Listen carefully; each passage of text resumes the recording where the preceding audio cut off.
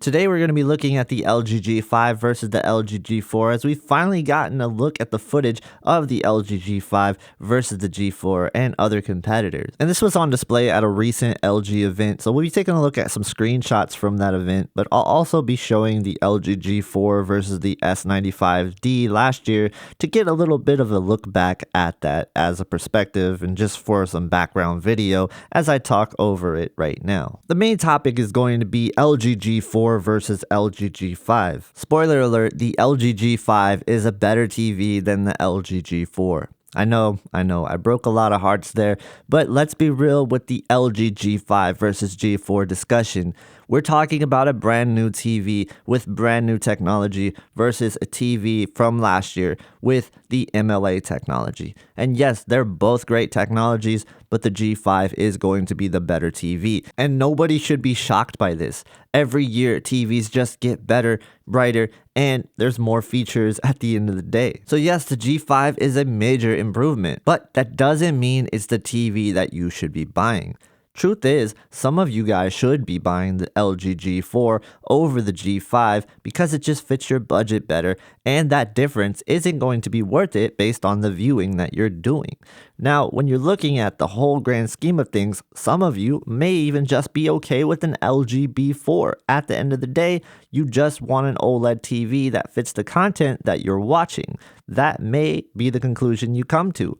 Let me help you come to those conclusions by understanding the content that's out there and what you may be watching and if it's going to reflect on what you're going to be needing at the end of the day. So to help demonstrate this, let me turn your attention to Classy Tech Calibrations. This is a good buddy of mine who is an ISF calibrator who also happens to have a YouTube channel that you should definitely check out if you haven't already. So Classy got to capture this footage at the LG facilities where they were holding the event where the LG G5 was up against competitors and the LG G4 of last year. Not only did he get to see measurements of the TV, but he also got to test the TV with different contents of his choice. And one of the media choices that he picked was the Spears and Munsell disc. And this is a really great choice because we all know that this is going to stress the TV out further than most regular content can. And that is because there's different graded versions of the content on the disc. And the disc is going to provide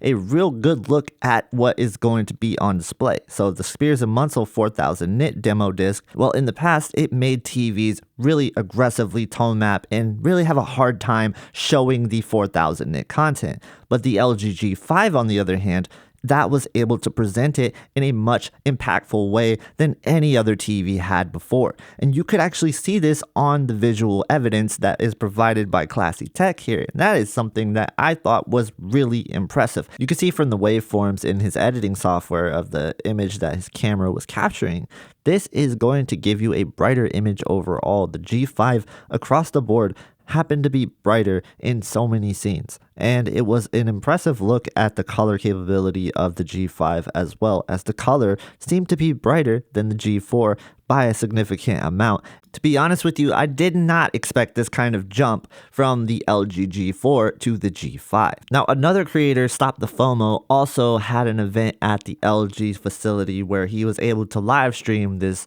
and the G5 showed its face again as being a marked improvement over the LG G4, and we could see it in this image right here. The TV measured at 2600 nits in a 10% window, and Vincent of HDTV Test also recently measured the G5 at around 2500 nits, a number close to what we saw at the event. And those figures were backed up by what was displayed on these TVs as well. You could see it when you're looking at high graded content, whether that be the Batman versus Superman or through the Spears and Munsell. There was a great deal of difference when it comes down to the G5 versus the other TVs. Now, when you're talking about most regular content, you're not stressing the TVs to that degree. There's not much content out there that's going to be pushing the TVs to this level. There is some, like we just talked about with Batman versus Superman, and some movies are graded a little bit higher than others, but most content that people watch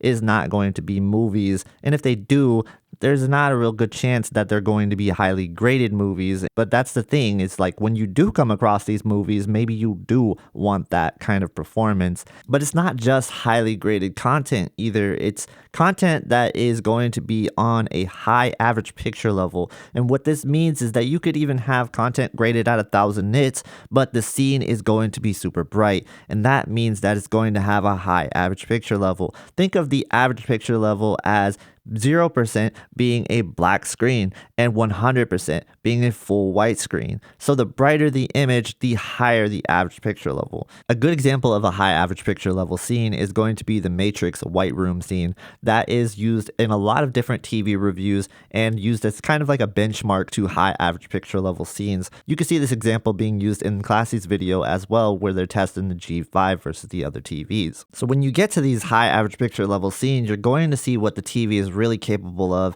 in real world content. And so that's going to really stress the panel out a little bit more, make it use a little bit more energy, which is going to force the TV to do the things that it's meant to be doing to conserve the energy. And that's going to result in a dimmer image overall and a less impactful image overall. There will be some TVs that are going to aggressively tone map the whole entire image, and there's going to be some TVs that just result on pure ABL, which stands for the automatic brightness limiter, and this is going to help conserve energy and keep energy down.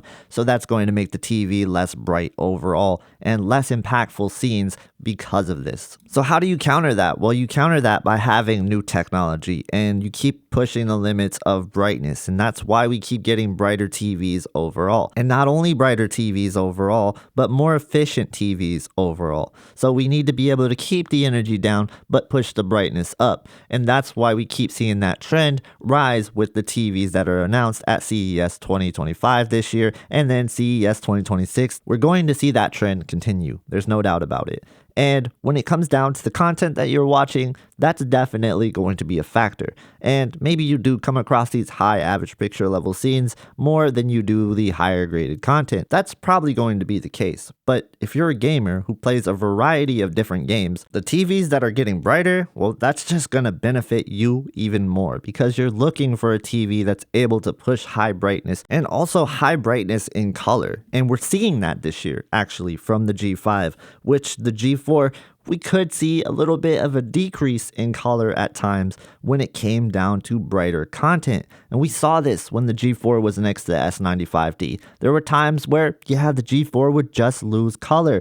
And I could bring the color back by changing some of the tone mapping parameters, but most users aren't going to be doing that. With the G5, it looks like you won't have to do this. And I was talking to Classy about this, and he said it looks like this has been addressed, where you don't really have to go into the tone mapping options to fix this problem where the color is just going to fade out completely. So we're seeing a lot of improvements with the G5, and that much is clear. But like I mentioned before, we haven't seen the improvements there in gaming just yet in front of our eyes, but I do believe that they are there, and I do think that we are going to see a tremendous gaming TV out of the LG G5 and the S95F. And I think this battle between the S95F and the LG G5 is going to be an awesome battle, and I'll definitely have that for you on this channel, so stay tuned for it.